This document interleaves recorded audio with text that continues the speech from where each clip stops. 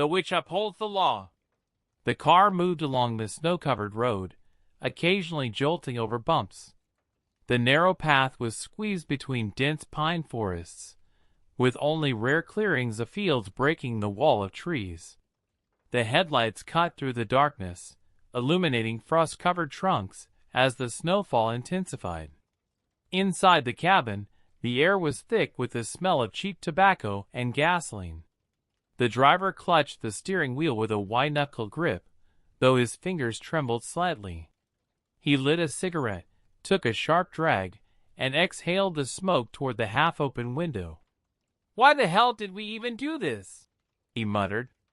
Beside him sat a tall, dark-skinned man in a wrinkled leather jacket, his sharp features tense. He leaned back in his seat and narrowed his eyes. "All right, don't start.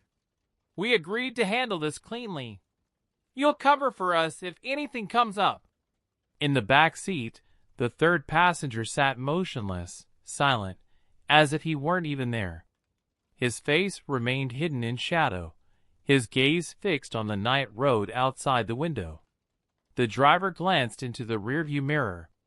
"Hey, why the hell are you so quiet back there?" A slow, hollow voice answered. "I have nothing to say. I didn't do anything. I'm not guilty of anything."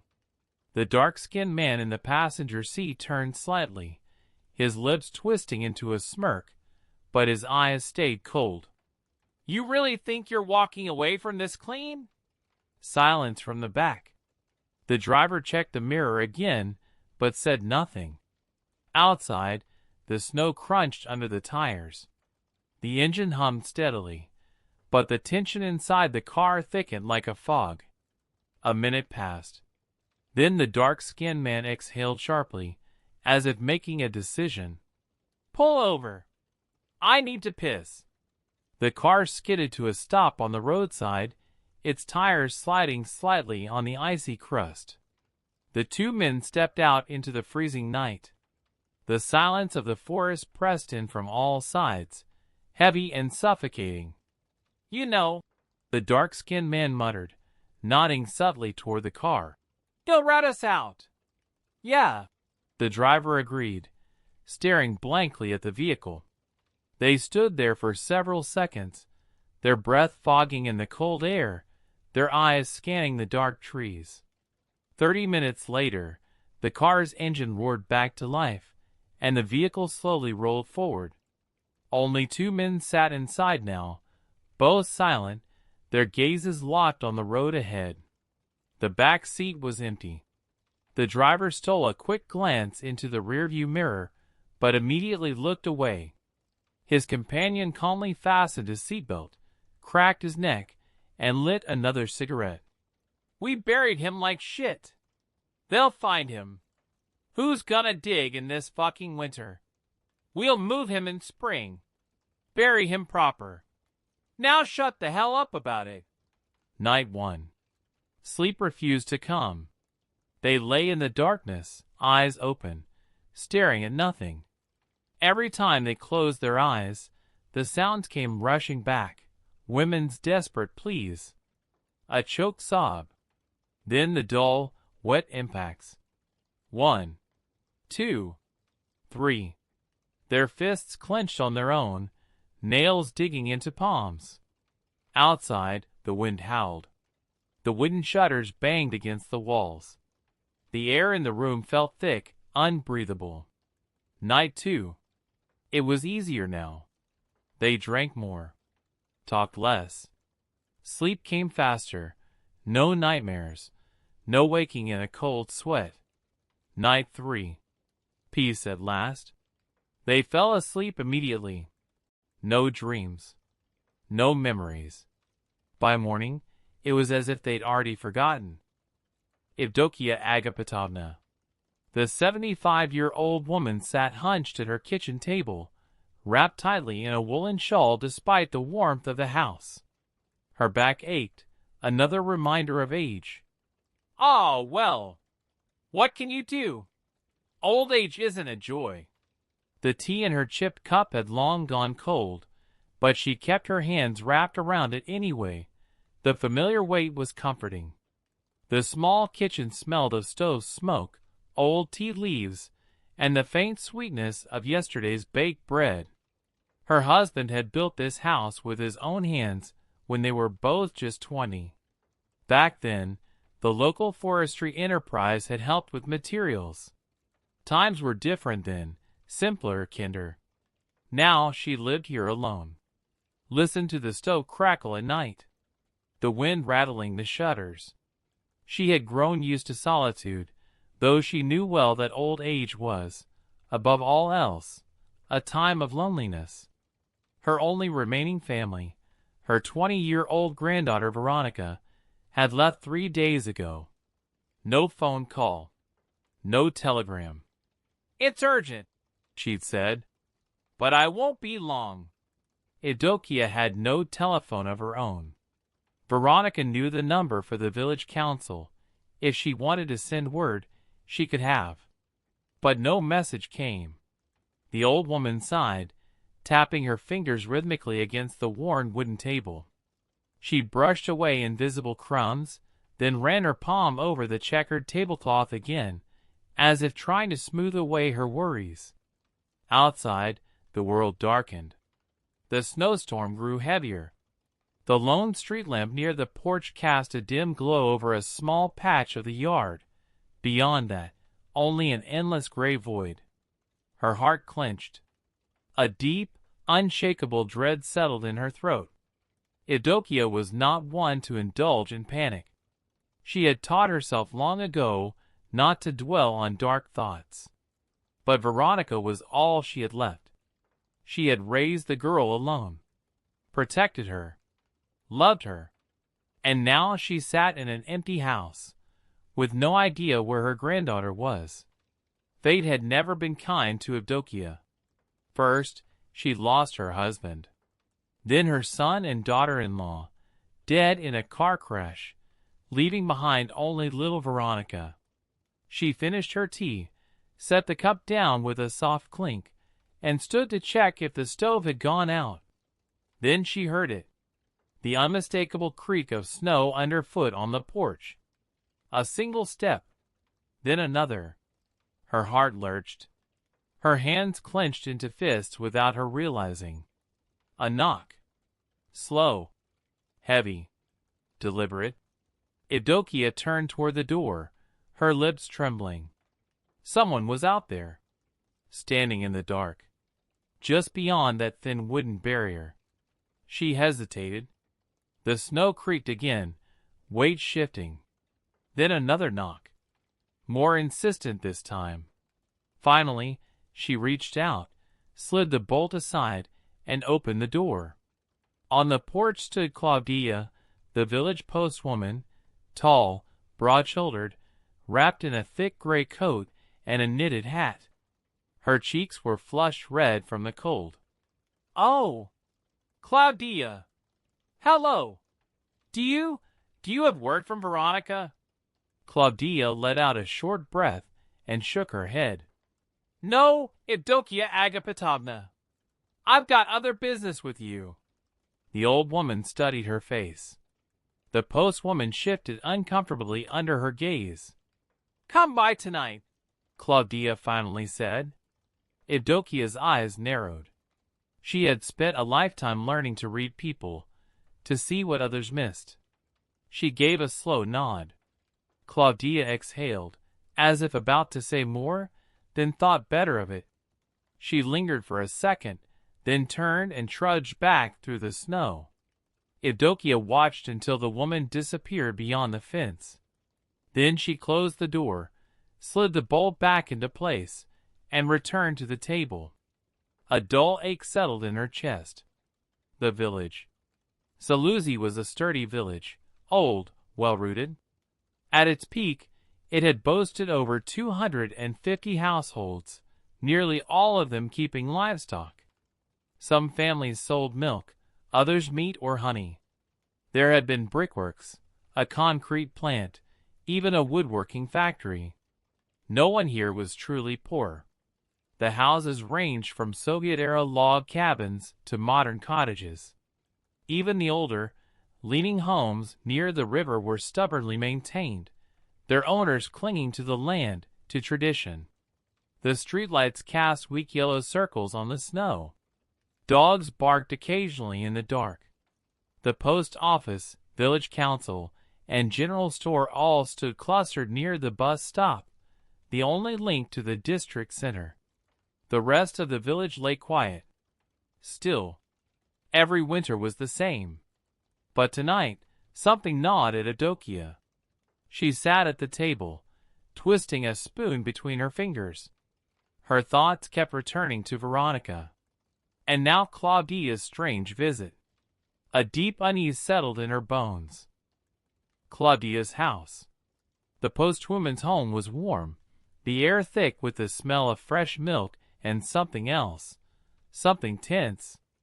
As soon as Eudokia stepped inside, she heard it, the piercing, desperate wail of a baby. "Help me, Eudokia," Claudia begged, her face drawn with exhaustion. "My son and his wife left the baby with me. Just for 3 days. They brought formula, everything. But he won't stop screaming. Won't eat. Won't sleep. I came back from my rounds this morning, and he was just shrieking." Eudokia approached the crib. The child's face was red, his tiny fists clenched. His forehead burned to the touch. His eyes were glassy, unfocused. She unwrapped the swaddling blanket, checking him over. "Claudia, his diaper's soaked through. I changed him. But—" Eudokia's fingers traced the baby's chest, his ribs. She noted the way his lips trembled, the unnatural heat of his skin. Then she understood. "Leave us." Claudia hesitated, then nodded and stepped out, closing the door behind her. Alone with the child, Eudokia crushed dried herbs between her fingers, whispering under her breath. Her hands moved in slow, deliberate circles over the baby. "Hush now. No more tears. No more pain. Evil eye, dark forest, rotten stump, go back there. Not here. Not this child." The baby shuddered, let out a tiny sigh, then yawned and curled on his side, asleep in seconds.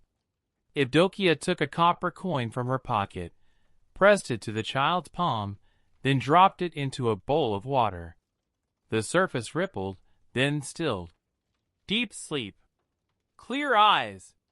Warm body. Peace to this home. When Claudia returned, the baby was breathing evenly, his face finally relaxed. "Who cursed him?"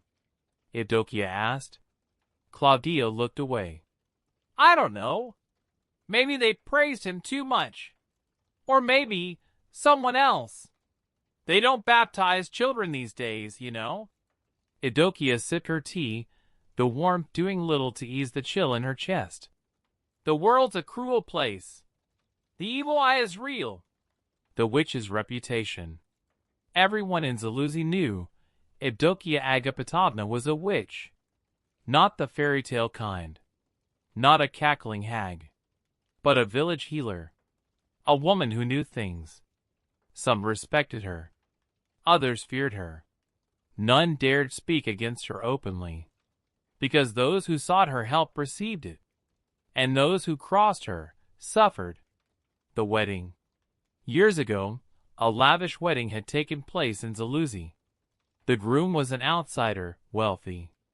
The bride, Tanya Mukovalova, a lively, pretty girl, though some called her flighty.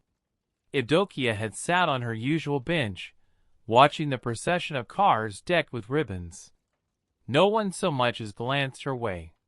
She smirked, then clapped her hands once, and all 4 tires of the lead car exploded simultaneously. The bride, sharp as a tack, understood instantly. She sprinted to Eudokia and bowed deeply. "Grandmother, forgive me." Eudokia pretended ignorance. "Forgive you for what?" But eventually she relented, blessed the couple, kissed them both on the forehead. That year Tanya gave birth to twins. healthy, strong. No one ever knew if the groom was truly the father, or if Evdokia had helped things along. The dream. That night, Evdokia couldn't sleep. A weight pressed on her chest, heavy as stone. When exhaustion finally pulled her under, she dreamed of ice. Endless fields of gray stone, coated in frost. A frozen wasteland. And there, Veronica, pale, dressed in white, her hair loose. She smiled sadly. "Grandmother, come to me. Let me confess." Evdokia woke with a gasp, her heart hammering.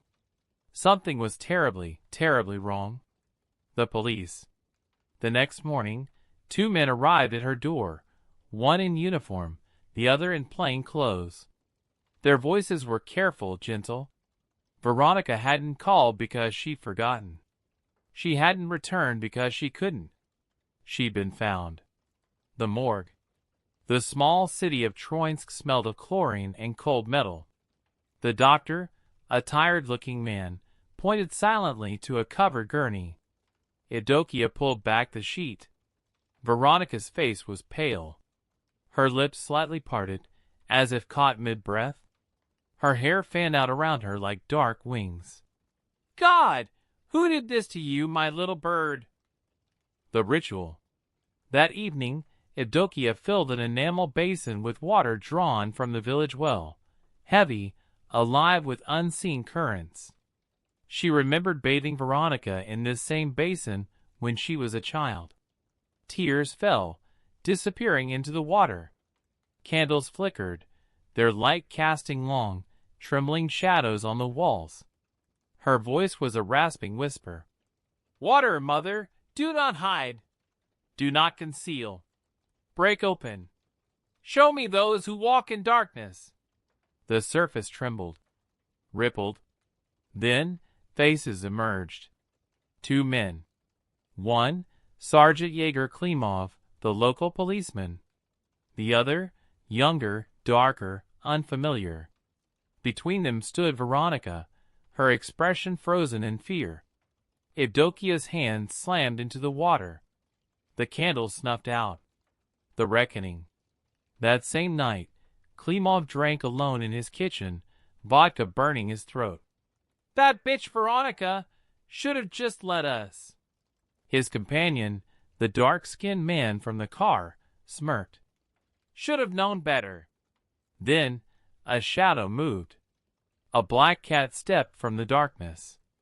Its fur bristled. Its bones cracked, elongating. Its eyes turned black. Its jaw split open, rows of teeth glinting. Klimov fired his gun. The bullets did nothing. The creature lunged. His companion died first, throat torn open, intestines spilling onto the floor. Klimov ran. The end. A month later, investigator Andrei returned to Zaluzy. Evdokia's house stood empty, windows boarded. "Where is she?" he asked a neighbor. "Dead. Her heart gave out. 2 weeks after Veronica."